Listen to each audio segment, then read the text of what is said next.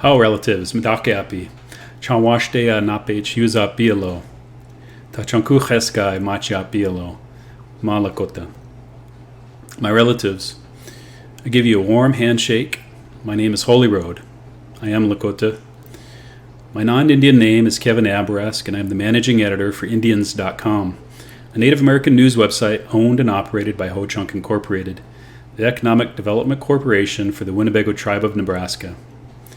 Thank you for joining us tonight for the special broadcast, an expression of solidarity for a man whose life was taken from him after he was handcuffed and pinned to the ground by an officer's knee in an incident that was captured on video by a bystander inciting condemnation and protests in Minneapolis.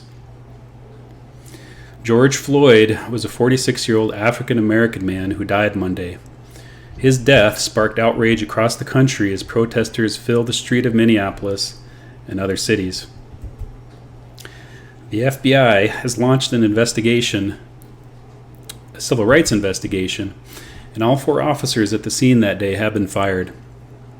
Those officers have been identified as Derek Chauvin, Thomas Lane, Tao Tao, and J. Alexander Kung. Officer Chauvin is the one seen in the now viral video with his knee pressed firmly against Floyd's neck until Floyd is seen going limp. Minneapolis Mayor Jacob Frey on Wednesday called for charges to be brought against Chauvin, saying, quote, "George Floyd deserves justice. His family deserves justice. The black community deserves justice, and our city deserves justice." So that's why we're here tonight, folks. Yet another black man killed by police. I think it's fair to say that the Native American community understands the pain and grief being experienced by millions of African Americans tonight. Centuries of genocide, forced removal, and cultural assimilation have left our people almost entirely on the fringes of society, forgotten by all but a few. Nevertheless, we face the same issues of police brutality and racial profiling. I have to say, after I watched the video last night and spoke in very general terms about it with my mixed-race children, including my half-black, half-native daughter, my daughter looked up from her plate of chicken fried rice and asked me whether it was okay for her to talk to police as they arrested her. I had to look my baby in the face and tell her that, no, you shouldn't talk to police if they're arresting you. They might decide to kill you for it. It was a blunt response to an innocent question, but I decided at that moment that my honesty might mean the difference between life and death for my daughter, or for any of my children. With that, I want to thank all of my guests tonight, and I want to briefly introduce each of them. Dr. Colette M YellowRobe is the chairwoman of the Nebraska Native American Women's Task Force and is Northern Cheyenne. Thank you for joining us tonight, Colette. Hello, everybody. Thank you, Naish, Kevin. Angie Phillips is a former U.S. Senate candidate in Nebraska and former advocate for at-risk youth and struggling families. Thank you for joining us tonight, Angie. Thank you. Thank you for having me. Michelle Free-LaMere is a Winnebago Tribe of Nebraska languages specialist and longtime activist in the missing and murdered Indigenous women and girls movement. Thank you for joining us tonight, Michelle. Thank you for having me. Robert Pilot is from the HoChunk Nation of Wisconsin and is a radio show host based in Minneapolis. He participated in the protests yesterday in Minneapolis. Thank you for joining us tonight, Robert. Inigigi, aho, HoChunk Raja, Wakunja Hade, Inda Yinga. Inigigi for having me on. Great. Adrianne Chalepah is a Kiowa comedian and sister to Zachary Bear Heels, a Rosebud Lakota man who was slain by Omaha police in 2017. Thank you for joining us tonight, Adrianne. Hi, everybody. Adrianne Chalepah, Akon. Thank you. And I don't see any of other guests on right now, but if anybody joins us, please give me the heads up, and we'll introduce them as well. Finally, I want to introduce my co-host, Leo Yankton, who is of Oglala Lakota descent and an entrepreneur here in Lincoln. How are you doing tonight, Leo? How metakyapi, okshila luta imachapi, Oglala Lakota oyate. I'd like to say hello to everybody. I'm Leo Yankton. I am Oglala Lakota. I live in Lincoln, Nebraska, and I'm glad to be here. I'm sorry it's under these circumstances because this has become all too familiar, and it's happened all too frequently. And we have to speak out, and we have to tell them enough is enough. And so, if you look at this group of faces, you can see that none of us are predominantly African American. We're predominantly Native American, and that is not of concern here. What is of concern here is whether or not we are treated with respect and have the safety of being able to interact with police without being in immediate danger of death or unjust persecution or harm. And that is something that we as taxpayers have a right to. We have a right as citizens of the United States of America to be able to feel safe with the police officers, the law enforcement, the people who are actually paid by us to protect us. So this is a serious situation, and I'm glad to be part of this podcast. Thank you all for being here. Thank you all for allowing me to be involved with this discussion. Appreciate that, Leo. I've asked each of my guests to share a message of solidarity for our viewers tonight. But before we do that, I want to share a few videos that I put together for tonight, just to give us a little bit of background and some context into what we're seeing in our nation. Give me just a moment.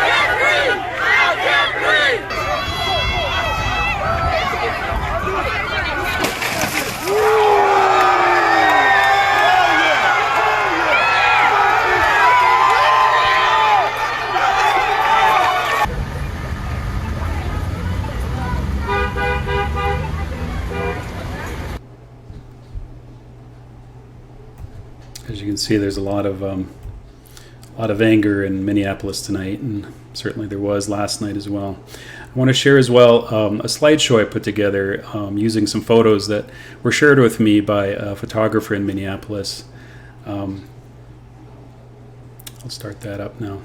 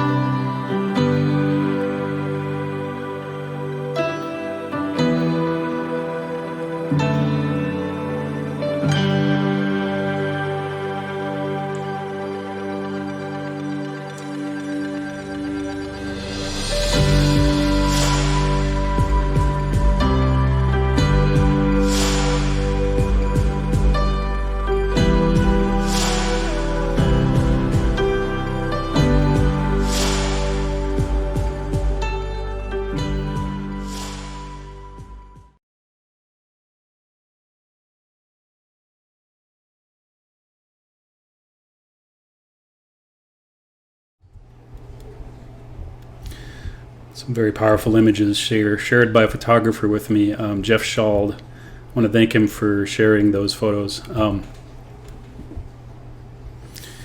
Now let's begin. Sorry, I got to do one thing here real quick.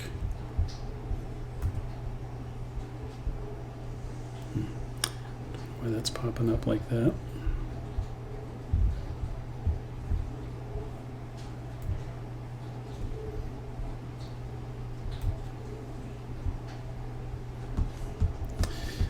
Sorry, I've got to move something over here real quick. My apologies.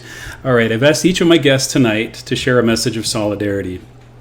Whether it be for George Floyd, the protesters gathered tonight in Minneapolis and around the country, or for the countless Native lives that have been brutalized or killed by police. Because we value your time, I've asked each of them to keep their messages to 5 minutes or less. Let's start with you, Dr. Colette YellowRobe, if you wouldn't mind. No, not at all. Well, first of all, greetings to everybody who's tuning in with us. Appreciate that, Naish, for you being here. I want to offer a message of solidarity. When I first saw the video, I thought of being a mother. I have multiracial sons.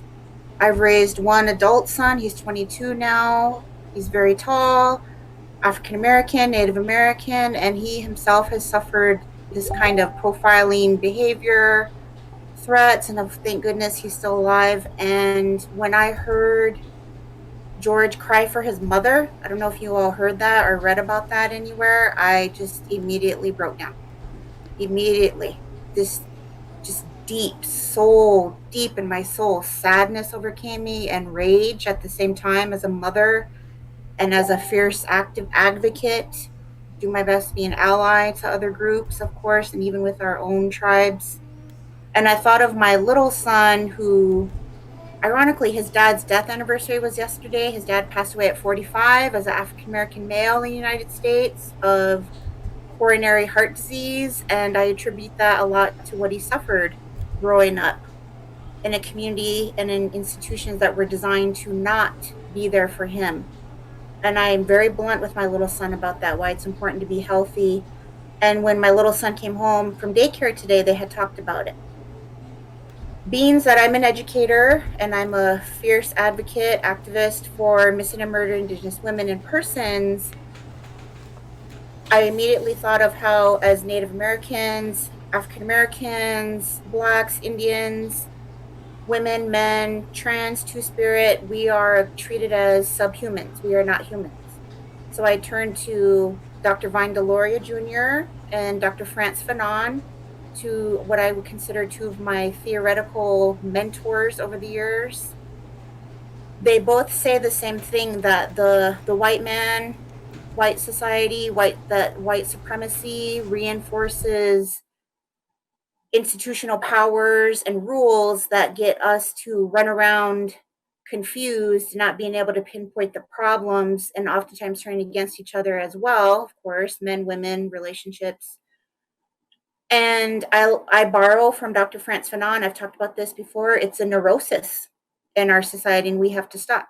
We have to stop dressing it up like it's some sort of misunderstanding or he allegedly stole it. It is what it is. It is a neurotic, deeply entrenched white supremacist attitude that has to stop, period, point blank. And we need our white allies, and if they say they're allies, to walk with us and dismantle those oppressive powers and institutions. And it's going to hurt feelings, and that's okay. We're going to have some hurt feelings and heal and grow through it. Appreciate that, Kevin. I hope I kept it brief enough.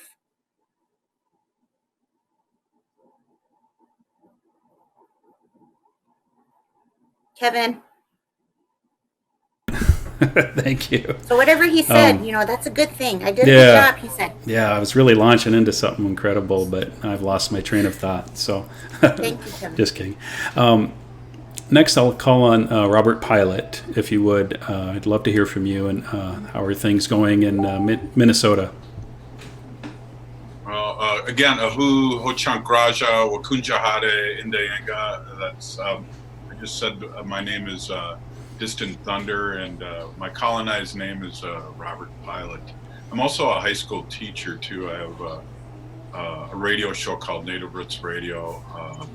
And then I do a 2-hour symposium with Native Americans on all across the country, all across Turtle Island. since the pandemic. So, there's a couple things that jump out. Yesterday, I'm also a member of American Indian Movement, the chairman of American Indian Movement and St. Paul Support Group. And the new chairman, executive director, spoke yesterday during the protest in the beginning. And what he said, Frank Perro, what he said was that we've been together since 1968 with the African Americans, and we support the African Americans as we always have. If we all remember, the American Indian Movement was started just because of what we saw yesterday, of all the police brutality towards Native Americans in Minneapolis and all across Turtle Island, but especially Minneapolis. That's where American Indian Movement was started. And we haven't seen anything, and it's 2020, and we haven't seen anything different. I'd like to remind everyone there's only been one officer that's ever been convicted of murder, and that was an African-American officer that killed a white woman just recently. So this is a big deal that the mayor has spoke out and fired them immediately. Spike Moss, who's an African-American local advocate for many, many, many years, mentioned that to the crowd, that all the years that he's been fighting racism, this is the first time that police officers have been fired for murdering anybody. So there's a couple of good steps moving forward. I think one of the things that we try to do in high school and education and to our young people is to show them our ways. And a lot of these people, these mass murderers, these white supremacists, don't know their history. They don't know their culture. And that's what we need to do as a nation to keep our children, which is our future, which is our 8th generation, growing and thriving, to learn the culture. And that's very important, because I think a lot of people are lost, including the 4 people that were arrested. Right now, every once in a while you see me looking down because I'm looking at a live feed of what's going on downtown Minneapolis right now. And this is not over by any stretch of the imagination. The police have fought back with tear gas, with rubber bullets. And this is, I feel like, is just the beginning. So solidarity towards our African-American brothers and sisters, and solidarity to anybody that has run into the police like this. This is not a new thing. This is just getting national news now, but this has got to stop. And I think we have the means to do that. And so this has just begun. So I think I've done my 5 minutes, but I'm really honored to be here. And I'm also happy that I'm not running the Zoom, because I'm usually pretty stressed out when I'm doing this. Pinigigi. I appreciate that. Thank you so much, Robert. Yeah, it is a lot of work putting these together, but I got to tell you, after seeing that video, felt like it was the right thing to do. So I sure appreciate everybody joining me tonight. Next, I would like to call on Michelle Free-LaMere. How are things with you tonight, Michelle? Things are going pretty good. In regards to what happened in Minneapolis, when I first saw the video, I actually thought it was an old video.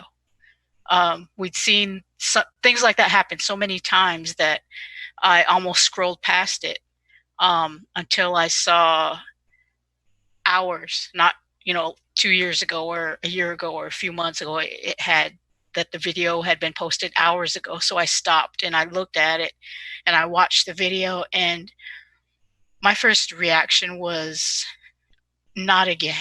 I mean, this can't keep happening. And here we are. We throw up our little angry emojis. We might type a few angry words, but what are we doing? We're not really doing anything to change it. And I was thinking about, there's 2 things that I was thinking we could do. The first one is standing in solidarity, just like what happened in Minneapolis yesterday, where you saw all colors of the spectrum standing together, marching together, fighting together. That is what needs to be happening in every town, in every city, on every group, Facebook group, on every social media account. People need to be standing together. In too many of the smaller cities, when, let's say, Native people need to march and need to stand up, or they're standing up for the water, they're usually by themselves. It's Natives and white allies standing standing alone. The Latinos don't show up. The Black people don't show up. Last fall, I had the opportunity to meet with Senator Nina Turner. And when it was my turn to bring up what I was concerned about, that was it. It was the fact that as far as minorities are concerned, we are a huge group, but we have tiny little rallies because we don't come together and support each other. And I think that's what needs to be happening all over America. It's not just the Black Lives Matter issue. It's not just a DAPL issue or a KXL issue. It's not just a Dreamers or DACA issue. We all need to be standing up for each other. So that's the first thing that needs to happen. The second thing that needs to happen is police reform. These people are being trained a certain way. They need to be retrained. The trainers need to be retrained. The policymakers need to be retrained. They're the officers in the Zachary Bear Heels case, they're going back to their jobs. And the only requirement is that they go back for a refresher. Well, what is going to change if all they're going to be doing is being retaught what got them into that position in the first place? That's unconscionable. That is the wrong way to go about it. I mean, it looks good on paper. It looks good in the sounds good in sound bites, but it's not going to solve anything. So those are my two ideas. Thank you so much for that, Michelle. Absolutely. I want to call next on Pastor Janet Goodman Banks. First, I want to introduce Pastor Banks since she's just joining us. And please forgive me if I've got your bio here wrong, Pastor, because I did have to kind of look you up a little bit. You are a nurse, or perhaps a former nurse, here in Lincoln, Nebraska, and a former coal miner. I thought that was fascinating.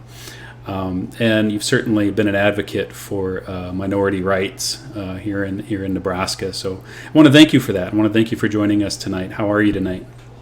You know what? I'm blessed, and I have enjoyed what I've heard so far. I am a nurse. I'm an LPN, and I've been one for over 30 years. I'm a non-traditional student now at Bryan College of Health Sciences, going back for my second bachelor's in nursing. I have a bachelor's in biology. But yeah, I'm happy to be here among great people. Great. Well, Pastor, we are allowing people to share a message of solidarity if they would like for George Floyd or the demonstrators in Minneapolis, or, for police, I guess the victims of police brutality in general. So is there anything else you would like to say in those regards? Sure. That's a club that no African American or minority or marginalized community wants to be a part of. Having a loved one murdered at the hands of law enforcement. It's not a club you want to be a part of. I am a pastor. I'm an ordained pastor as well, and I have to many times speak to people in these moments when it has happened to their loved ones. And as an African American woman, anytime we see this, we always think, could this be my son or my nephew or my loved one?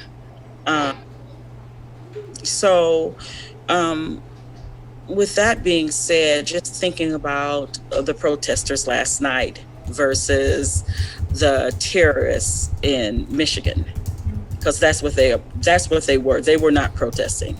They were terrorists. And I think about the people in Minneapolis last night, and they were met with tear gas and rubber bullets. And then in Michigan, they can come in with and look straight in a policeman's face, try to intimidate the police officer. And for whatever reason, they have no fear for their lives. But just the presence of an African-American person, then they're suspicious. And I just don't understand that. We're not. We're human beings, just like white people. And we want to be treated as such. So my heart goes out to Mr. Floyd's family. I believe just 2 weeks ago, I was standing in at the Capitol for Breonna and Ahmaud that were also murdered. And we have to say it. They weren't just killed, they were murdered. They were murdered at the hands of law enforcement. And so I'm still in this fight. I will be in it until I die. And I'm just trying to speak to and mentor the next generation of people and any white person that wants to be mentored. But I feel like those white people that say they are allies need to learn how to listen to us, because you're not us. You will never know the pain that we feel or experience just walking out the door, down the street, in a department store where people follow you for no reason, and you probably have more money in your pocket than they do. So my heart goes out to those families. I want to encourage the protesters to keep protesting peacefully. And I got into the tail end of Michelle's comment when she said that sometimes, or most times, the Native American events are not, there's not a lot of people that support the Native Americans rallies like others, but I try, Michelle. That's all I want to tell you, girl. I try to be at every one that I can be at. The Lord knows, because you all are my sisters and my brothers. And even with Angie there, I love Angie. She ran a wonderful race. She's always there for African Americans and Native American and Latinos. Angie's there. So thank you, Angie. I wanted to say that about you. And Kevin, thank you for the invite, because we have to use our voices. And I don't mind lending mine to the right causes. I sure appreciate it. And we're all the better for you sharing your voice with us tonight. Thank you so much. With that, I will ask for Angie Phillips to share next. She gave you quite a little introduction there. So if you would, Angie, please go ahead and share your message tonight. She did. Thank you, Pastor Banks. I appreciate that. And thank you, Kevin and Leo, for putting this together and for allowing me to join in. So I do want to offer my condolences to George Floyd and his family and friends, and really to the entire community. I know that this has been very difficult. I know that as a white woman, I am not able to fully comprehend what people of color experience. One of the things that I've been thinking a lot about is the conversations that people of color have to have with their children. As the mother of white children, I don't think about having to have a conversation with my kids about how to interact with police, but definitely with all of this, I have been thinking about how it's important for me and other people with white children to discuss with their kids, take this as an opportunity to discuss with our children about systemic racism and about the disparities that we see with Black folks and people of color at the hands of police. And I want my children to be aware of this, and I want to teach them and learn myself what I can do if I am to witness police brutality, or what I can do to try to make the changes so that we can truly stand in solidarity with communities of color and help combat this. I think sometimes white people see what happens and sometimes we feel guilty, but then we stop on that guilt and it's like either we don't know what actions to take or we're not sure of it. And so I just think it's important, like Pastor Banks mentioned, that we do try to be allies and that we listen to what is happening and what is needed from us, because we definitely need to help combat the effects of police brutality and white supremacy. So thank you for allowing me to be a part of this discussion today. Thank you for joining us, Angie. And I wanted to let you know that I did vote for you. I'm sorry that you didn't win your Senate race here in Nebraska. I think you could have done our people a lot of good, and all people in Nebraska a lot of good. So hopefully that won't be your last attempt at political office. Next, I want to introduce Marina Allison. And Marina is just joining us, so I will give her a brief introduction. Marina is a Lakota mother and daughter to a treaty chief, Richard Grass. And Marina, thank you so much for joining us tonight. And I'll invite you to share a message of solidarity with our viewers here, whatever that be. Thank you. Oha. Marina Allison, Himachapi. My Lakota name is Tashinkawashdewi Himachapi. Means good horsewoman. I am very thankful to be on your podcast, and thank you, Kevin.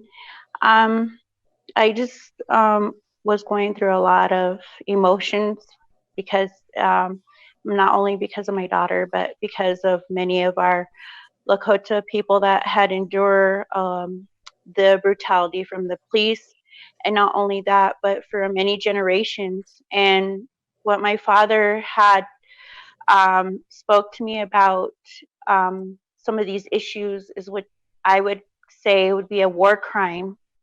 And the war crimes began in the beginning of the century of genocide and depopulation of our people and many of others as well.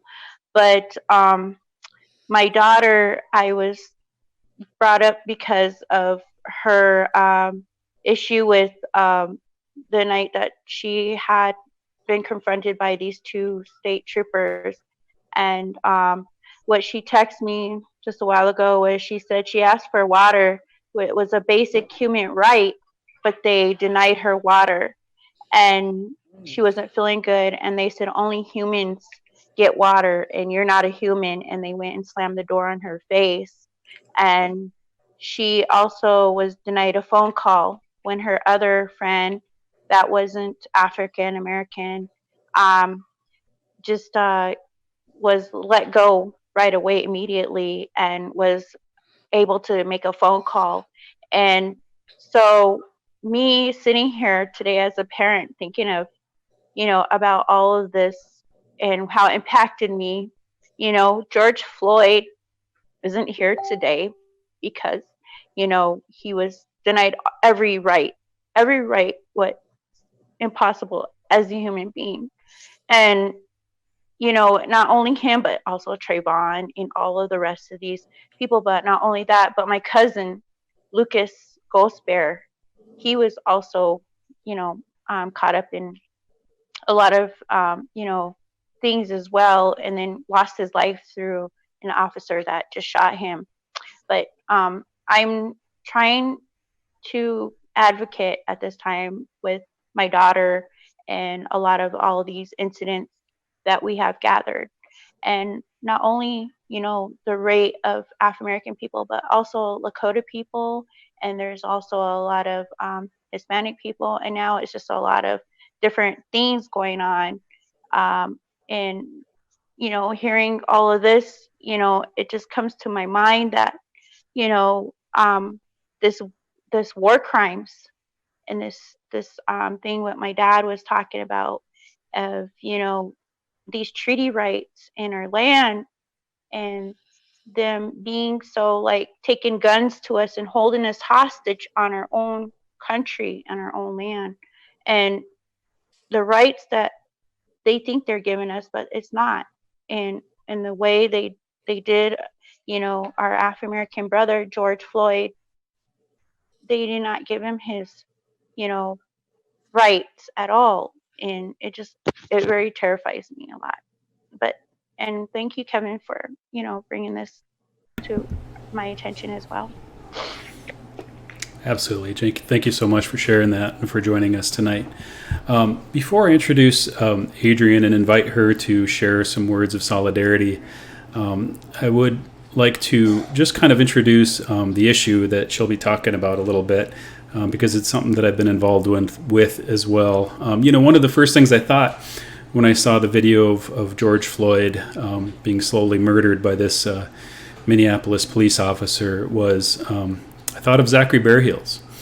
I thought of this young Lakota man who was forced off a bus in Omaha back in June of 2017 and who wandered the streets of Omaha for the better part of a day before police were called to a convenience store where the clerk had reported him as acting strangely. The incident escalated so quickly as officers attempted to subdue him. Zachary suffered from bipolar disorder and schizophrenia and hadn't taken his medications that day. And the officers attempted to put him in the back of a police cruiser, and he struggled with them. And at one point, one of the officers shocked him with a taser gun a dozen times, and followed by that, another officer struck him in the face 13 times. I did put together some video footage of that scene that night, and I want to share that because it's something that I think a lot of people haven't seen. I think so many people have seen this video of George Floyd, and I'm so thankful for that. I know it's hard to watch, but I think it's something that everybody should watch. And just as I think that everybody should watch this video of the arrest and the murder of Zachary Bear Heels. So I'm going to share that with everybody now.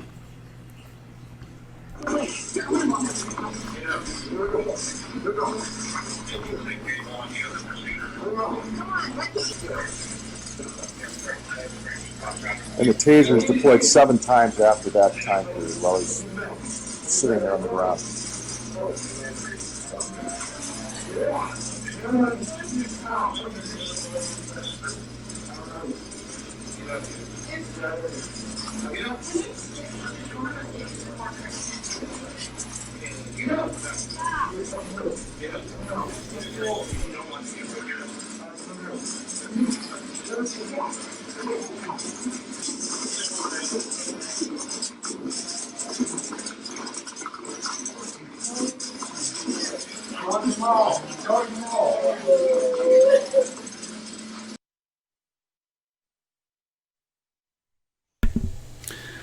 I know my guests there on the live stream couldn't hear the audio from that footage, and those who are listening tonight probably did, and you might have noticed that at the end of the video there, you'll hear some gasps and some crying. And this video was taken actually in the courtroom during the trial of Scotty Payne, one of the officers who shocked Zachary Bear Heels a dozen times with the taser gun.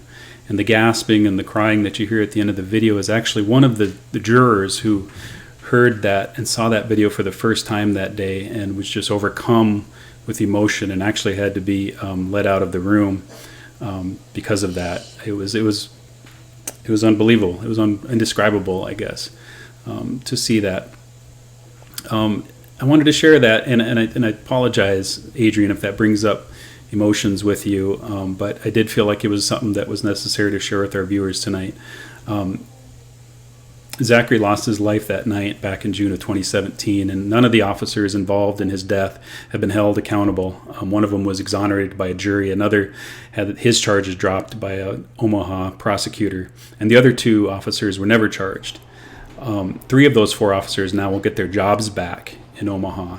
And those of us here in Nebraska who have followed this issue are calling on the Omaha mayor, Gene Stothert, to appeal an arbitration panel's ruling allowing those officers to return to work.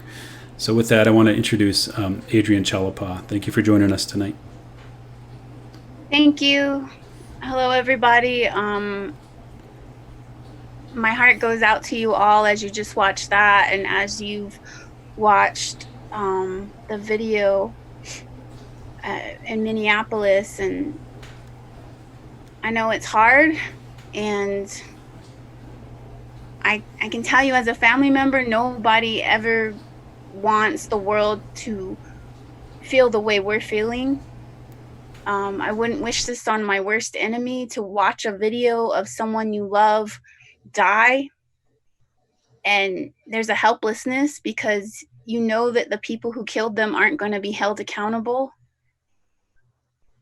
I can tell you, as much as I'm glad that the mayor of Minneapolis really took a stand on this issue, I have no faith in the judicial system. They might do what they did to our family, which is they fired the officers right away. And I feel like sometimes it was all a big show just to shut everybody up. Just, go away. Look, we're doing our part. We fired them. And then they charged 2 of the officers. And then there again, as a family, we thought, wow, justice might happen. They're charging these officers with violent crimes for what they did. And then in the courtroom, it just turned into a good old boy club. The prosecutor didn't fight. I wasn't there, but from what I've gathered, nobody was speaking for Zach. Nobody humanized him. They treated him like the criminal. And he was the innocent victim. And that is what's wrong with this entire situation, is that the victims always get treated like the criminals. And it's so frustrating as a family member, because they didn't deserve that, and I didn't watch the video in Minneapolis because that stuff is so triggering. I can read enough from the news to figure out, but it's so triggering. Just even the part about I can't breathe, how many times do we have to hear that? How many times do we have to hear that and see a soulless police officer? Nothing. You're literally killing somebody, and they have no training to register that they're taking a life. It's just it don't make any sense. So my prayers and my thoughts are with the community members in Minneapolis and all the families far and wide that deal with this. And I wish I had a solution, but I think it has to be a complete overhaul in our culture, in our police culture. It has to start. We have to start being, for one, I want to stop calling them public servants, because if they're public servants, then why aren't they serving? Why are they killing? If a public servant would stop killing after a member of the public says, please stop killing him.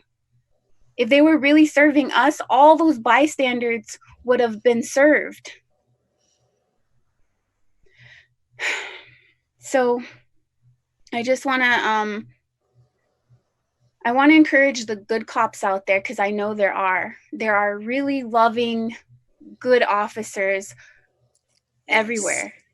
And I think this is your time to shine. And if you're caught up in that bureaucracy, speak out against it. One of my family members, one of my in-laws, a few of them actually are police officers, and I love them, and I know that their jobs are hard, but I love them because they really do serve their communities. They're not out there bullying and killing people. So it's a complex issue. I think hating the police is awful. You can't paint one, you can't hate a group of people for a systemic issue. It's dangerous, because I think that's the first reaction is just, excuse my language, but just fuck the police. And more violence is not the answer. More violence is just, it's not the answer. So we do have to make our voices heard, and but mostly probably love each other, and just sending lots of love to you guys. I know it's awful as a mother. You picture your son as that person, and it's overwhelming. So if you guys want to keep in touch with our cause, it's ongoing. We have a civil suit against the city of Omaha. There's so much that I could say to them, but I'm not ready. But you can find us on Facebook. It's Justice for Zachary Bear Heels. And we're going to live stream a memorial on June 6th. So if you want to get involved virtually, you can just come follow us. And we're trying to spread awareness in what little we can do. Thank you. Aho. Thank you so much, Adrianne. I sure appreciate your message there. And thank you all for sharing your messages of solidarity. I feel your pain. I feel your outrage. You know, as I watched the video of George Floyd being murdered for the first time yesterday, I was angered, but I was also terrified. I was terrified that we live in a society where an officer charged with protecting our welfare felt it was right and just to smash a man's neck with his knee until he went limp. I think many Black, Hispanic, and Native American people in America probably felt like I did, that it was their necks in some way being crushed by this officer. I know that sounds like a strange sentiment for those who haven't lived with, the kind of the problems, the challenges, the restrictions that those in the minority communities of our country have lived with their whole lives. But when you're faced with constant prejudice and constant challenges, invisible sometimes, but sometimes not invisible, sometimes just outright, you start to feel like you're living in a colonial state in some way. And I don't think that's too crazy to call it that. America is a colonial state. And, in many ways, we're like South Africa during apartheid. I mean, it's, there's so much. A lot like the civil rights movement. Mm-hmm. Again, to me, it feels like the civil rights movement all over again. Well, Absolutely. like I was stating, war crimes. Now, the war crimes is extermination, murder, enslavement, rape, forced abortions, and other sexual violence, persecution, political, religious, racial, and gender grounds, the forcible transfer of population, and the enforced disappearance of people, and their inhumane acts of knowingly. I think it was good that you showed the video of Zachary, Kevin, and I'm glad that they continue to show the video of what happened to Mr. Floyd, because it has to be a Mamie Till moment. Remember when her 14-year-old son got murdered in Mississippi? And supposedly for doing a wolf whistle at a white lady that lied, that we come to find out that lied. The question was put to Miss Till about having a closed casket because his body was so badly beaten, a 14-year-old child. And she said, no, I want the world to see. So we have to let the world see what happens to us, not in a closed casket or a closed situation, but continue to show that video of Zach. And you, Adrianne, continue to speak on your relative and the hurt that you feel as a relative and as a Native American. People have to try to feel this pain if they say they're human. And I liked whoever said, I don't say serve, protect and serve, because that's only to a certain group, it appears. Now, that's how it looks. You're supposed to do that for all of us. We all pay taxes in some form or fashion, right? So I'm sorry, Kevin. I just wanted to jump in and say that. No, don't be sorry at all. I sure appreciate you sharing that. So, yeah, I see that this is something that is systematic, like everyone is talking about. And I also see that a lot of the points of view on this subject with this panel is very like-minded. So a lot of the things that I wanted to talk about has already been spoken on, and I really appreciate that. You know, things like us in solidarity with each other, or you know, things like people from different groups coming together and recognizing that this is a systematic issue that isn't going to be solved overnight. But one of the things I believe is that we have to be proactive.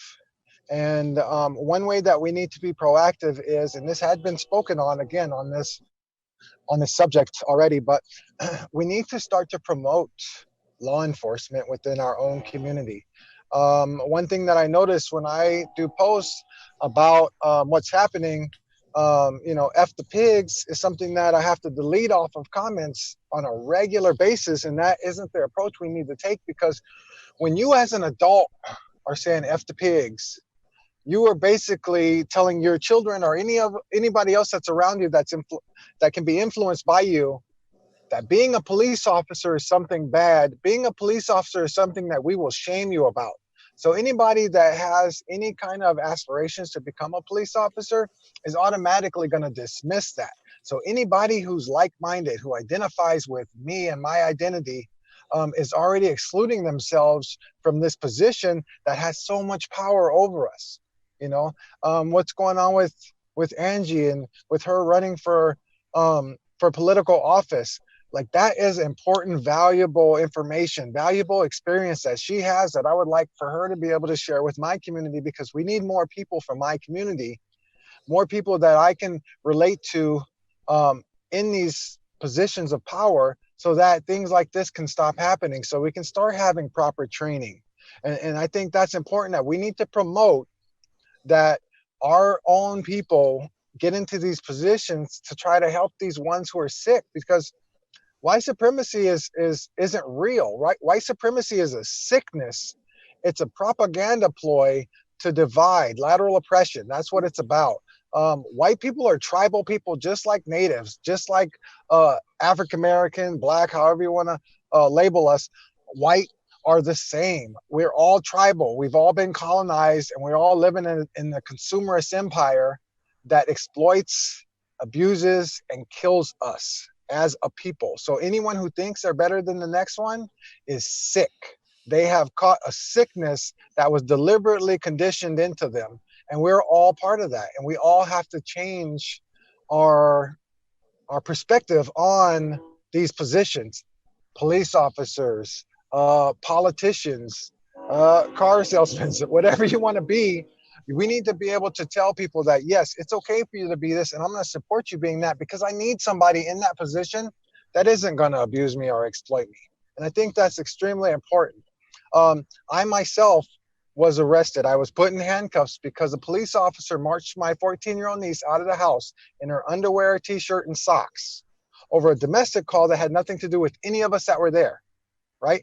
And I got put in the handcuffs, and I obeyed with these police officers who were all physically smaller than me, physically out of shape.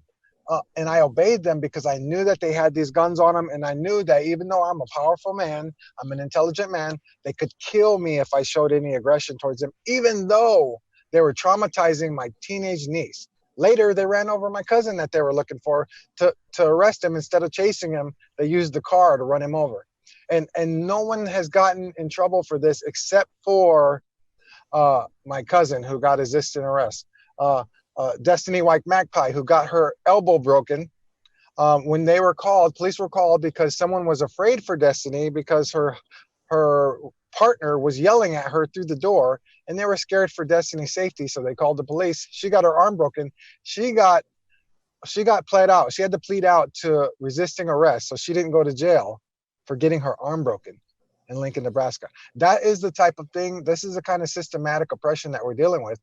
But if we don't have a proactive way to get involved, to engage the law enforcement, then we're still perpetuating the problem. That's my opinion on this.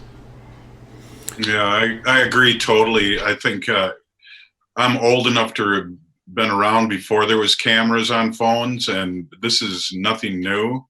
I think you hit it right on the nose that we need, what I always say at the end of my radio show is we need to resist, divest, join a group, and run for office. And that's right. We have a lot of Native Americans here in Minnesota. We have a lieutenant governor who made a statement about this tragic death.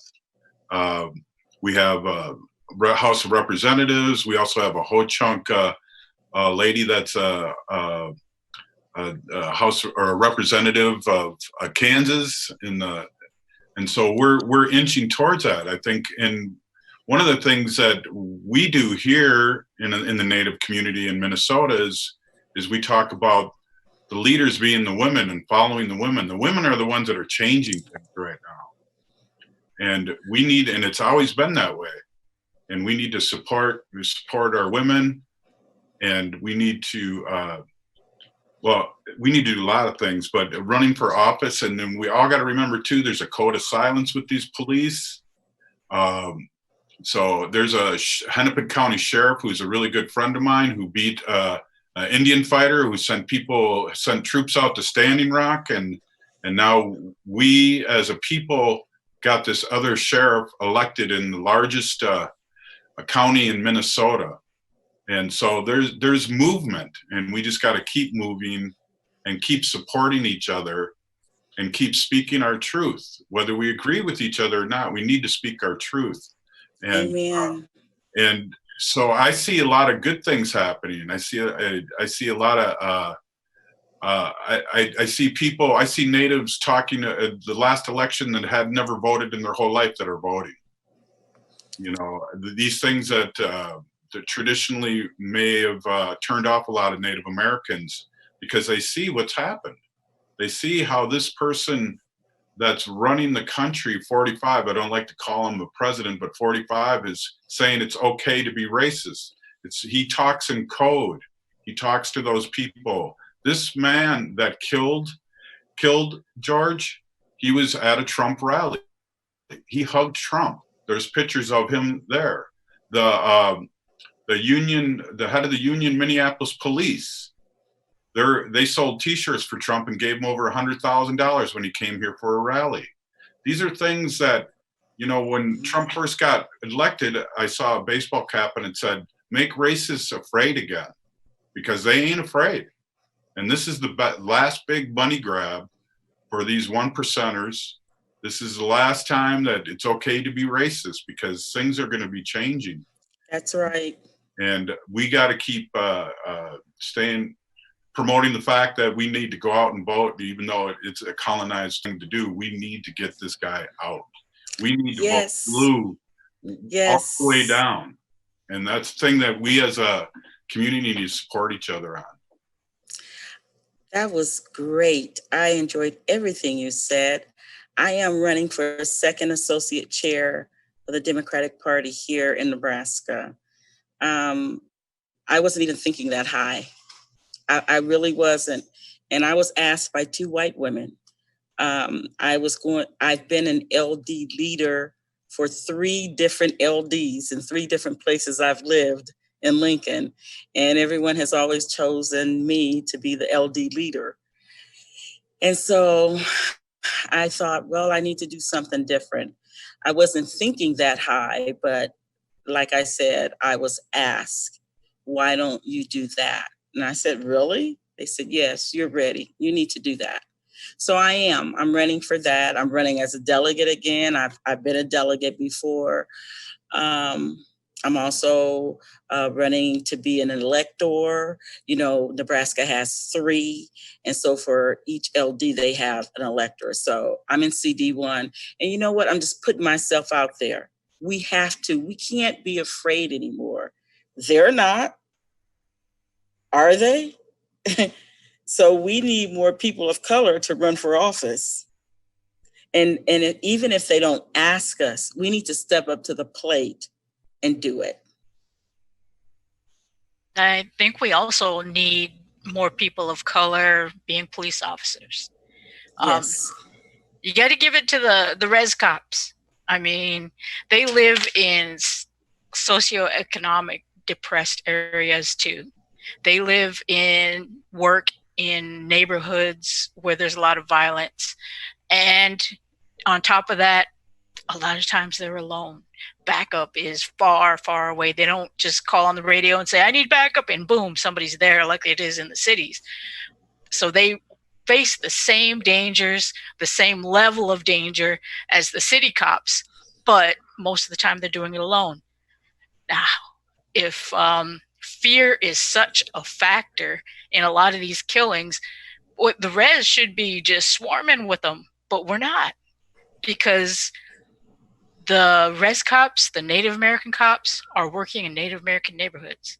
The Native American police officers are from that neighborhood most of the time. They have family there. They have friends there. Even if they work on a different reservation, it's people that look like them, people that they relate to, people that they can get to know pretty easily. And I think that is a lot of the problem. There's this us against them mentality with the police officers where, just like she was saying, where the cop said, you're not a human, you're an animal. Well, if you don't live with the people that you're serving, you're supposed to be serving, that's how you're going to see them. You're going to see them as them. And that I'm a former police officer, and I can tell you that is the mentality that is taught. We're taught that we're the sheepdogs. We protect the fat, dumb, happy sheep from the wolves. So we're pretty much like taking humanity out of the equation completely. And the citizens are just the fat, dumb, happy sheep. They don't pay attention until, something bad's going on. Then they want you around. Otherwise, they don't want you around. I mean, it's just like a whole crazy mentality that they kind of pound into the police officers. So that is why I think, man, we need to retrain the trainers, because they're not teaching the right way of thinking for these police officers. Maybe we need some res cops to go teach them or something. When I was a kid, you had to, if you were a teacher, you had to live in the city you were teaching. And when you were a police officer, you had to live in the same city. 95% of Minneapolis cops do not live in Minneapolis. It was the same in Ferguson too, I believe. Same situation. They didn't live there. Well, here in South Dakota, we did try to run for a city council, the natives, but then they got shut down. And then there is no really black cop. There's only probably a few. And then we don't see a lot of the natives. And if they did, because I talked to my friend that was African-American, he got shut down. And he was a sergeant, like in the Air Force. He was pretty high ranked, but he didn't qualify. And he was like itching his head, and he did pretty good in car sales, and now he owns his own tinting place. But see, he didn't even get elected or get a position. So it's pretty tough here in Rapid City. And as we sit there with the mayor, and then the mayor, he's pretty I don't know, he's just somewhat people too, like they have this scare feeling. But I sat down with him, and a lot of people didn't know I knew the mayor, like personally, like I can get a meeting and sit down with him, or ask to sit down with him. And that's what I did with a lady, and I can open a door like that. But still, there's a lot of people who have to, are willingly here, not be afraid, because my dad said we need to educate and re-educate. And that's what I did with my daughter too as well, because here in Rapid City, it's really hard, because you don't even see a lot of African-American people as well, only through the Air Force Base. I think another thing we're going to have to think about is who the cops are. Like I said before, I used to be a police officer, and we used to get these, I think it was quarterly reports from the Southern Poverty Law Center. And what a lot of it was keeping track of hate groups and racists. And you'd be surprised or even fearful of what's going on in Nebraska. But what one of the things that they were saying was that a lot of the hate groups are pushing their young men to join the military. So they get that military training. After they get out of the military, they want them in law enforcement. Now that was a decade ago. I mean, it's looking to me like they've been pretty successful. Yeah, we don't think like they do, so it's always surprising when something like that comes up. I know in Minnesota we have a lot of hate groups. Once you get 20 minutes away from the tall buildings, it's all white. It's all Trump supporters, you know, once you get away from the tall buildings. So it's an amazing phenomenon, and it's been going on for a long time. And, you know, again, I hate to talk politics all the time, but I think the way the political things were going on 20 years ago, I mean, the Republicans bought all the radio stations, they bought all, you know, they have the word out there. You listen to Fox and you sound like it's another world, you know. It's sad. It is sad because it's affecting most of the people. It's funny when 45 said that, you know, that was, you know, letting people go out, you know, he's killing his own base.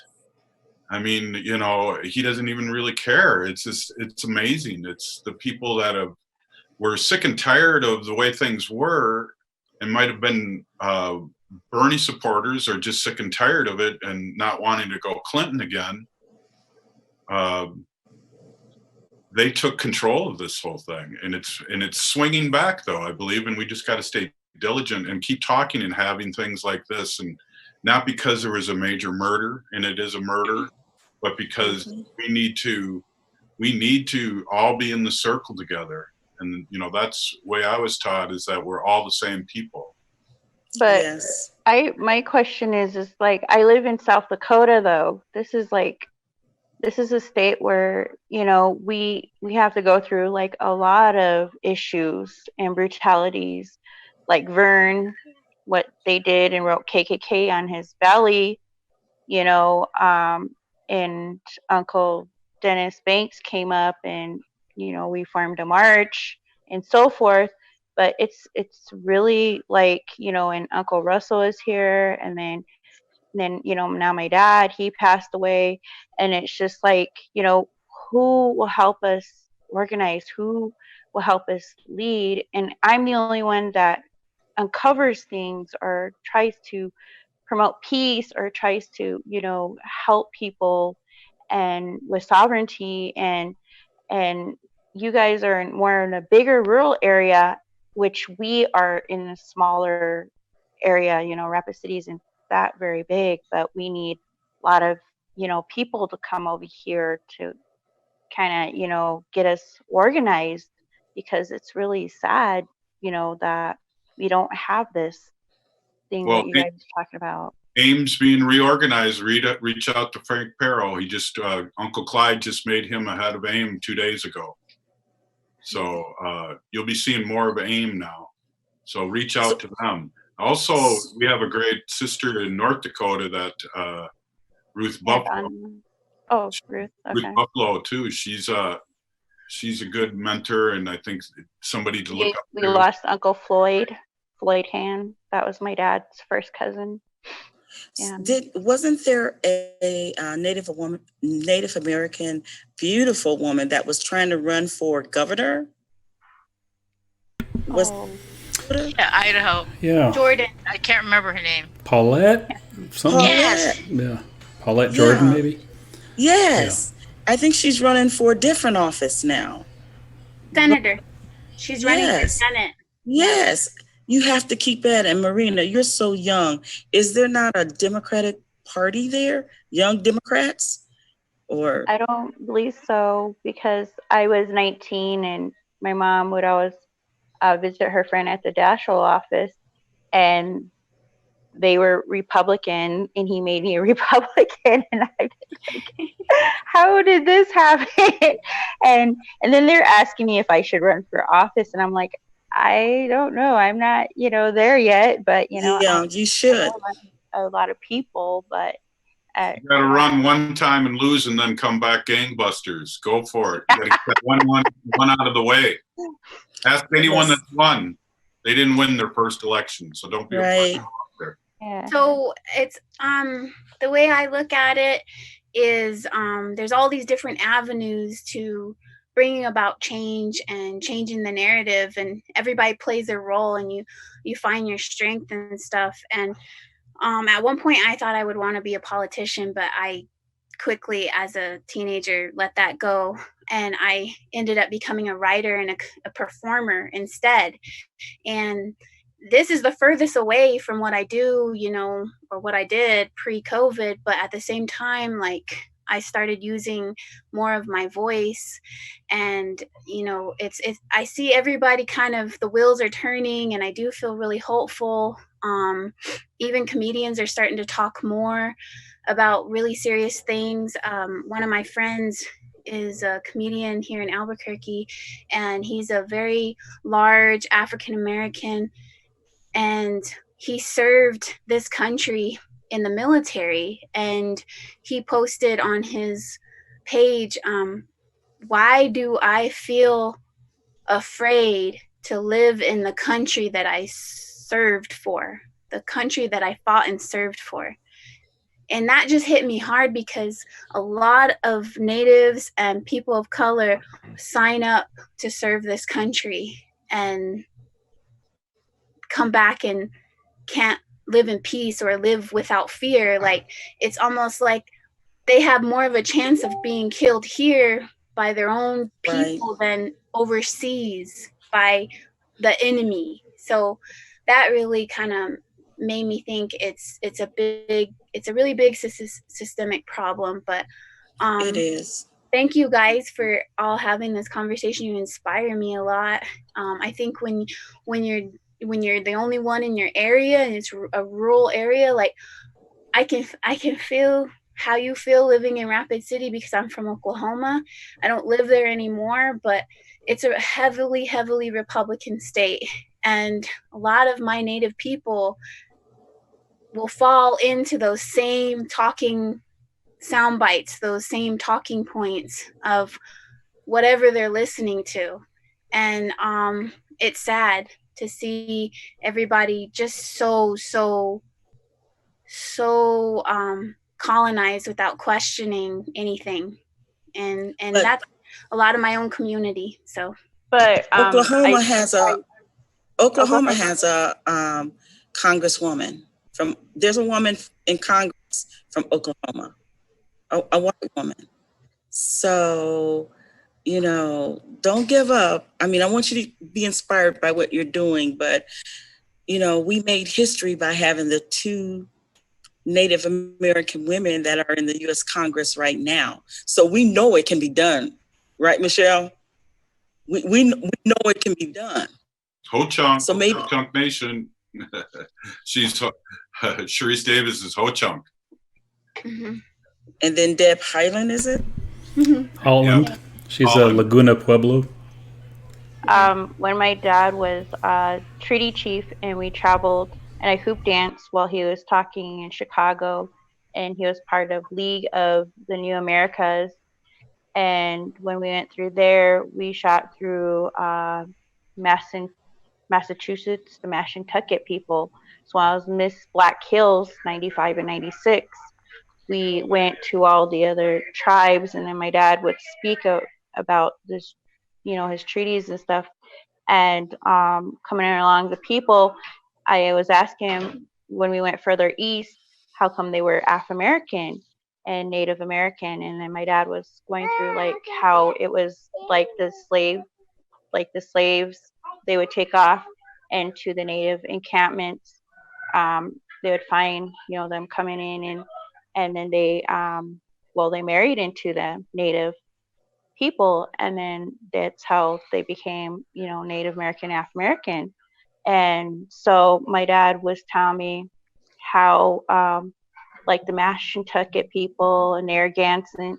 So I went up there, and I got to see like what their tribe, and there's a lot of similarities and they're trying to keep up their language, and we try and keep up our language. But the fact is that, you know, we too get too assimilated, where we too like for instance, I had my daughter, and my dad, he was racist a little bit, and he told me I couldn't be part of his life at the moment because my daughter was Black. And so then he disowned me for a little bit, and that was heartbreaking as a mother. And then he came back to me again and said, I accept you and my granddaughter. And at that point in time, I just couldn't believe that, you know, my own father was racist, and then to feel that I couldn't, you know, enjoy my daughter. And so anyways, you know, I just wanted to say that, you know, our hearts will open some days and open up even wider if we can just educate our people, and, you know, not thinking that, you know, these people a different color, a different race, are like differences. We're all the same people, but we all have different ethnicities. And my brother came to me and he says, it's okay, sister, because your daughter's coming from two strong tribes, Black and natives, and she's gonna be a strong woman. And she's really smart. My daughter, she's very smart, educated. Marina. But anyways, you know, oh, go ahead. Marina, so I was born in Compton, California, and we moved back to Pine Ridge when I was 6 years old. And before then, I had never been there, and I lived in an all-Black neighborhood, and I got called white boy and all these things, you know. And then I think, I'm gonna go back to my people, and they're gonna welcome me in. I had all these images in my mind, and I just became nigger and nigger lover when I got there. And it was so disappointing to me, and it was so traumatic to me. But as I started to break free from all that, and I became sober and my mind cleared, and I started to release a lot of that bitterness, you know, I started getting asked to do a lot more humanitarian, political stuff.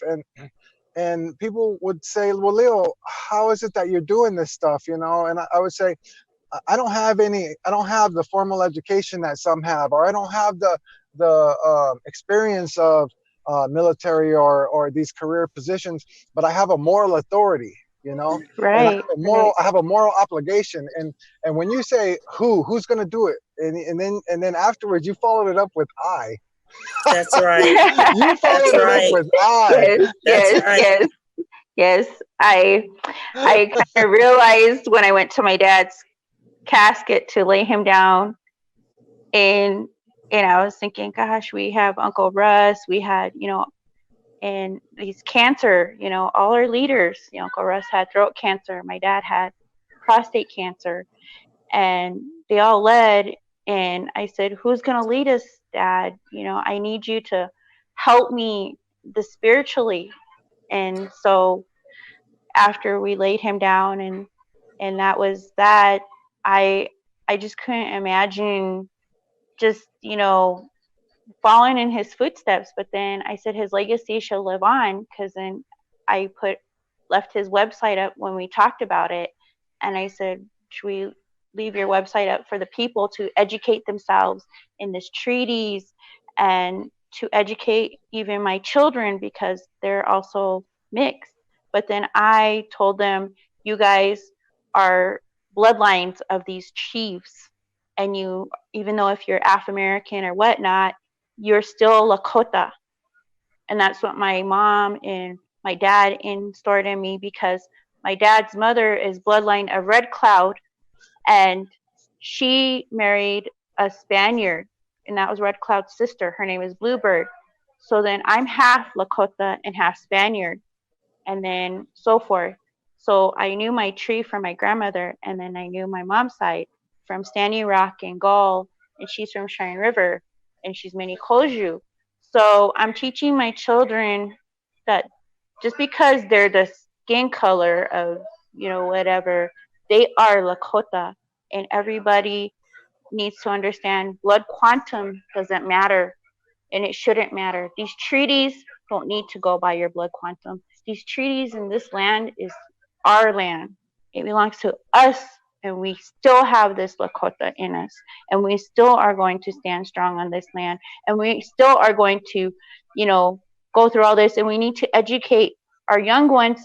But at the same time, it is we are scarcely lost because of the alcoholism and the drugs and stuff. But some of us have to lead, and some of them say, well, we need this and we need that, like marijuana and this and that. I don't have really a say-so on that point of view, but I want to say, like, right now, this brutality needs to stop.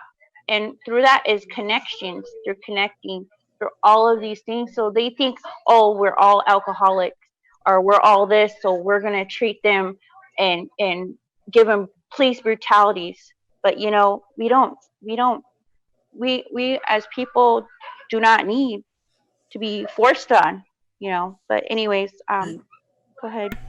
Marina, that was I wanted to just say real quick, that was your the president of the Young Democrats for the country is an African-American young man in Oklahoma. And you need to talk to him. Well, I think we just heard your speech to run for office too. So I was pretty inspired by that. Yes. I think, but I think one of the things too that we as a people and a circle here need to know is, you're talking treaties, and we need to know our own history too. And I feel like people that are younger do not know. In Minneapolis, Franklin Avenue would not be Franklin Avenue if it wasn't for the American Indian movement. There's things that people have forgotten that are 30 years and younger, and they just think that all this stuff is here. So we need to ignite our young people into the cause, and we've all become colonized. We've lost a generation with boarding schools, and we've lost 2 generations from we don't have our language, we don't have our culture, and we're getting it back. And I'm a high school teacher, and I see it coming back. And so, but it's going to take time, and we need to know who we are, and this is our land. Turtle Island's our land, and we need to fight for it. And I think one of the things I just want to say is that I started my radio show during Standing Rock when in the Twin Cities, and national news was giving false information. I was there, and I see with my own eyes, and they would say totally wrong things. And since this battle's been happening and the 8th fires went everywhere, I'm on the air 5 hours a week now, with people telling people stories like your stories. So I'm taking notes who I'm going to call up and have on my radio show. But sure. But I'm saying that I think things are going good. We just need to keep pushing, and we need to decolonize our minds. John Trudeau always said, I think somebody else mentioned this tonight, that we're all from tribes. It's just that we're the Native Americans are the last tribes, the last people to guard the earth. We are what's in between money taking over everything and not. And we need to act that way. Great, that's perfect, Robert. Thank you so much. I want to be respectful of everybody's time. I realize we're moving on about an hour and a half here, and some of you may not have had dinner yet, so I don't want to keep you away from that. I see you still have your scrubs on, Janet. Are you at the hospital, or were you? I am at school. I don't have on my scrub. This top looks like one. It's a t-shirt. My bad. I'm sorry. But my scrubs are here though. Yes, I am at school. Okay. I would be remiss though if I didn't give everybody an opportunity to respond to a statement that Omaha Police Chief Todd Schmaderer issued today, sort of standing behind or supporting the police chief in Minneapolis who fired the 4 officers involved in the death of George Floyd. I want to share this statement from Police Chief Todd Schmaderer because I think, I guess I'll just share it with you and I'll talk about it once I'm done here. Chief Todd Schmader and the deputy chiefs of the Omaha Police Department would like to extend condolences to the family of Mr. George Floyd. As a command staff, we reviewed the video of the detainment of Mr. Floyd. The officer's actions are not consistent with the training and protocol of our profession. We commend Minneapolis Police Chief Madaria Arredondo for his decisive actions and leadership. The Omaha Police Department works tirelessly to build and maintain trust with our community. Although the incident did not happen locally, it can damage the relationships between law enforcement and communities across the country. As law enforcement officers, we hold ourselves to the higher standard, and when those standards are not upheld, leaders must unite and support corrective measures. So that's the statement from Todd Schmader in Omaha. I appreciate that he issued this today, and I appreciate that, he's standing sort of in solidarity with this police chief who made these difficult decisions in Minneapolis. But I think, what's really disappointed me with his statement tonight was that he doesn't mention Zachary Bear Heels. He doesn't mention the other incidents of police brutality that have occurred in his community. One of which is, the shooting of a young Santee Sioux man a couple of years ago named Micah Taylor. Micah was pulled over for dealing marijuana, and he does admit to doing that. But he was pulled over for dealing marijuana, and when he was confronted by the officer, he asked to talk to his attorney and didn't want to get out of the car. He was scared. The officer saw him reach across his seat to grab something, and he was grabbing his attorney's card. And the officer tried to pull him out of the car at that point, and at some point shots were fired, and one of those shots hit Micah Taylor in the back of the neck. And then he drove away from the officer, and in doing so, the officer was holding on to Micah and got dragged briefly and did hurt his shoulder. But Micah was actually given 50 years in prison for that just a year ago. And it was for me, I guess, just a travesty of justice. Another example of a Native American minority person, being brutalized by police and paying the price for it as well. Being brutalized twice, once by the police, once by the justice system. So, I was really sad to read this statement from Todd Schmader because of what it lacked, because of what was missing from it. And I would invite any of you to speak. I'd especially love to hear from Adrianne about this statement from the Omaha Police Chief. Well, thank you for reading that. I was not aware of that. And I think it's a nice sentiment, but in reality, all it is PR at the end of the day, because he's not going to do anything about having dangerous police on his police force. It's, I don't know. It's just PR. That's what it is to me. It's a 100% PR because I was reading something online and it said that the cop that killed George had been involved in another killing. And you can see that these are not isolated incidents. Right. This is a pattern.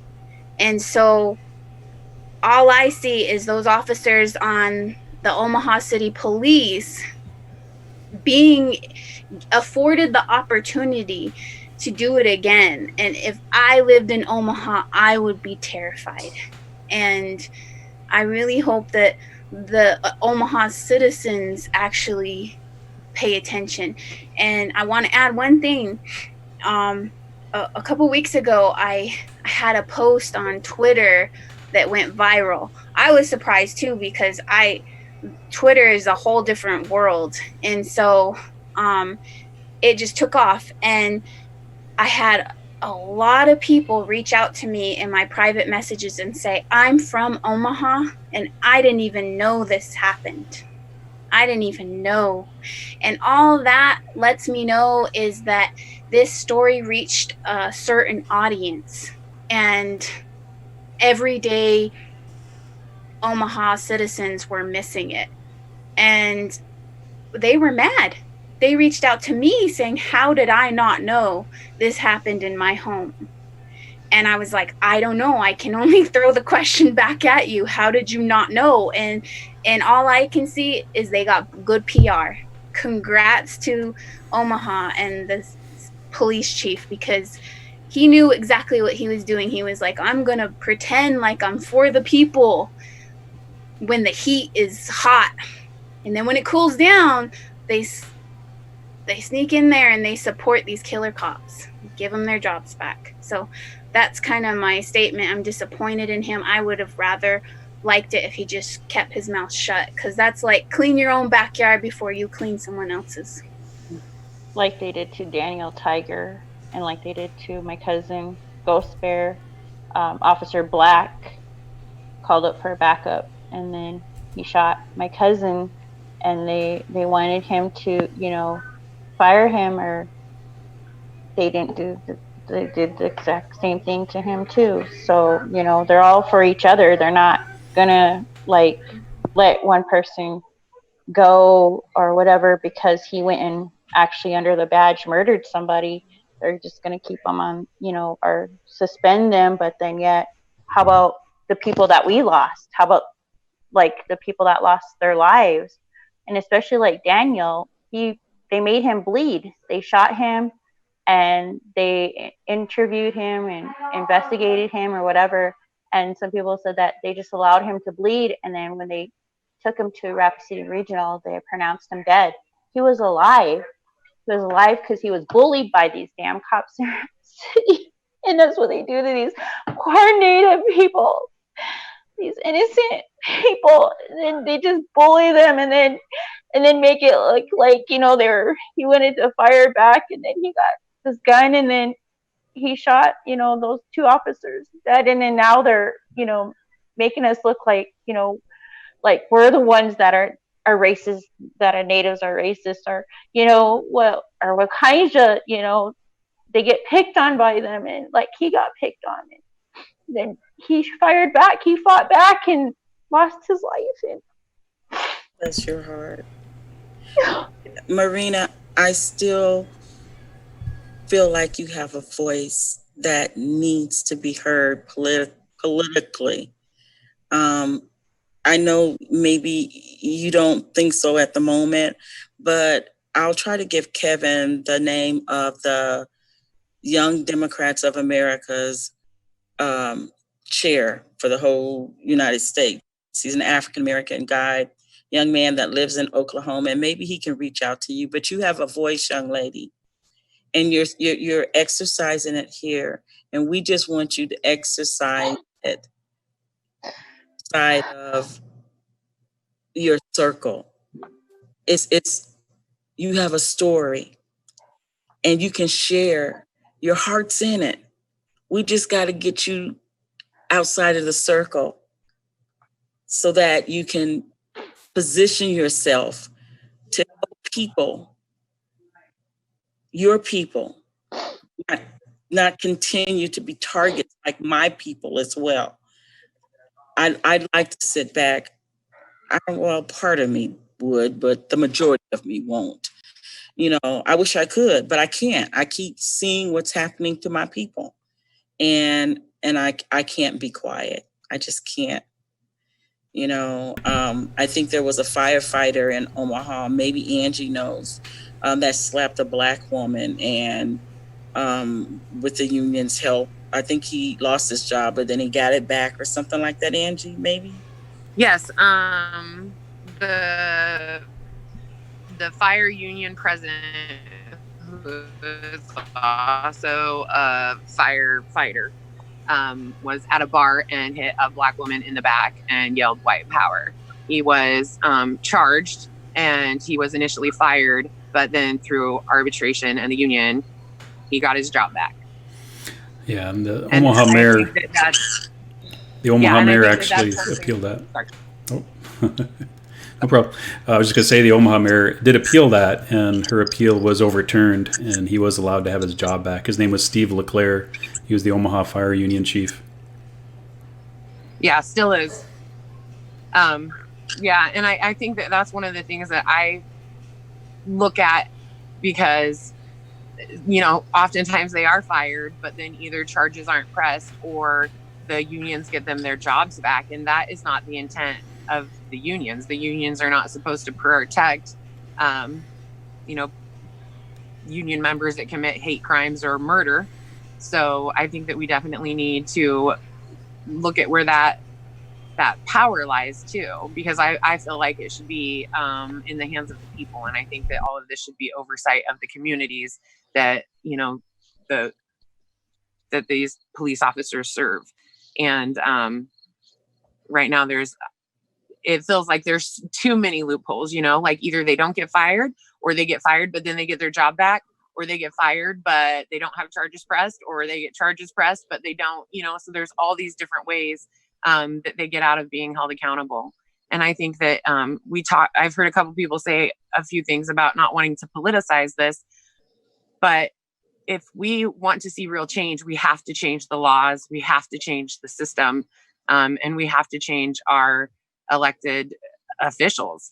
And to the young women on here that have brought up possibly running, as somebody that just ran, I was told I'm not the right type of person, I don't have the right stuff, but if you're speaking truth and you're sharing a message of solidarity and hope, and you have that story and that message, then your candidacy can be a message of the people, and that gives you great strength. So I would encourage you ladies to truly consider running to represent your communities. Yes. All right, well, I sure appreciate you sharing that, Angie. Thank you. Well, we're moving up on about an hour and 47 minutes now, and I think it's probably a good time to wrap up. I want to give everybody a chance, though, to share any sort of closing thoughts you may have based on what you've heard tonight. I'll just open it up from there. Last summer, I was involved in an internship called Woke Vote, and they have a Facebook page as well, and they're recruiting now too. It was a very moving experience for me. It was myself, Shamika Grayer, and Terrell McKinney, who's running for Ernie Chambers' seat. And when they always choose, well, let me say this. There were people across the country, even white people in this part of this internship from this group. And for the last assignment, because you have assignments that you zoom in on every week for 8 weeks. But the last assignment you have to do there. And they chose Alabama, where they're out of, Montgomery. And the year before that, they chose Florida. But they chose Alabama because they wanted to bring us back to our history. And a lot of the African-American histories in the South, even with the Civil Rights Movement and things like that. So we went and visited a number of museums, some old, some new.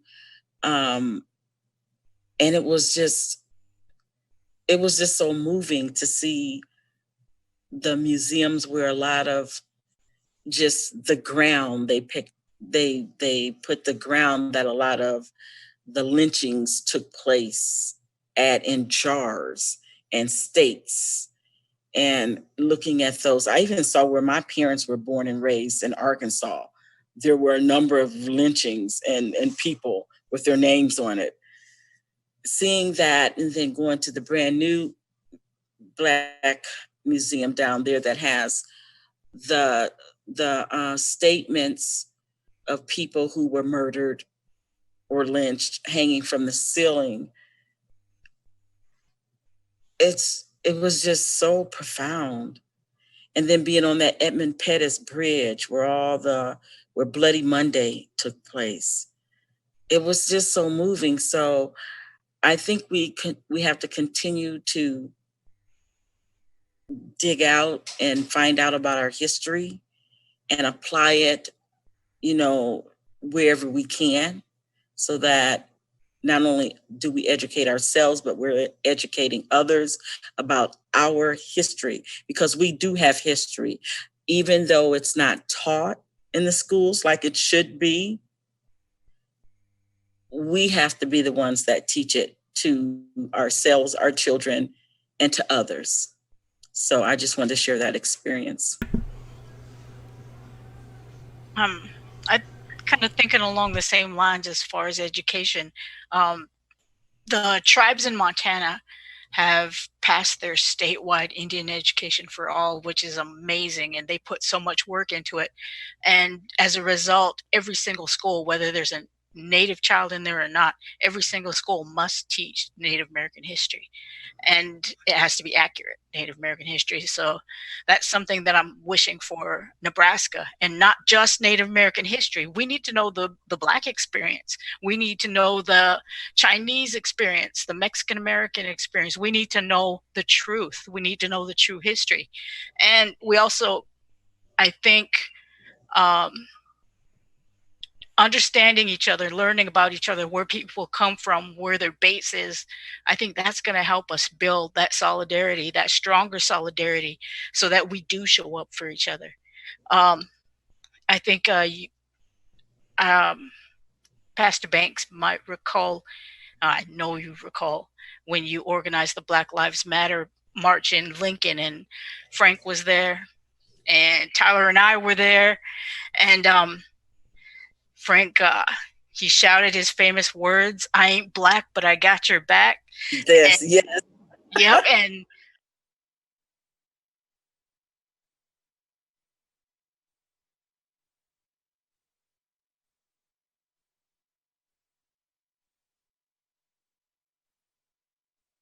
homes again. We all need to be there to support the Latinx community. When Black Lives Matter has an event, everybody needs to show up. When the natives have an event, everybody needs to show up, because if we all show up for each other, I think it'll become very obvious that this isn't a race issue. This is a class war that we're in, and they're pitting us against each other. And we need to start standing up for one another, especially when it comes to police brutality. Step up and step in, because we can't just stand by and video record somebody being murdered right before our very eyes. Amen. If somebody would have just pushed him over, yeah, you might have went to jail. You might have been charged with assaulting an officer, but that man might be alive today. So we need to step up and step in, and we need to show up. I have my Frank LaMere shirt on. All right. Woo. Yep, I noticed Awesome. that.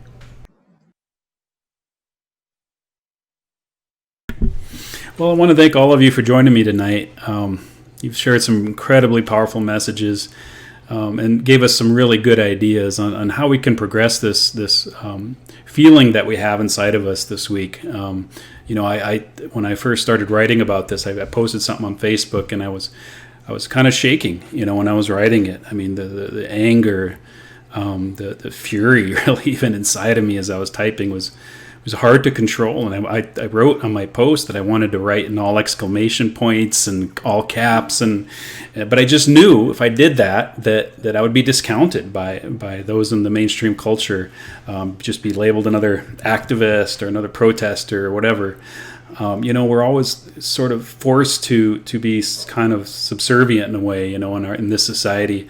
We're supposed to train ourselves to express our outrage, the fear that we feel when we see things like this, in kind of a tame and educated way, But as I was typing that, my inclination was to just somehow scream into my keyboard, for everybody to hear and see, and I knew I needed to do something. I knew I needed to get others together who were feeling this way, and to share some thoughts, and to help me find my sanity, find my center again. And you've all done that tonight so incredibly well, and I thank all of you for doing that so much. So with that, I want to say Wopila Tonka to all of you, my relatives, Madaka Api, Aho.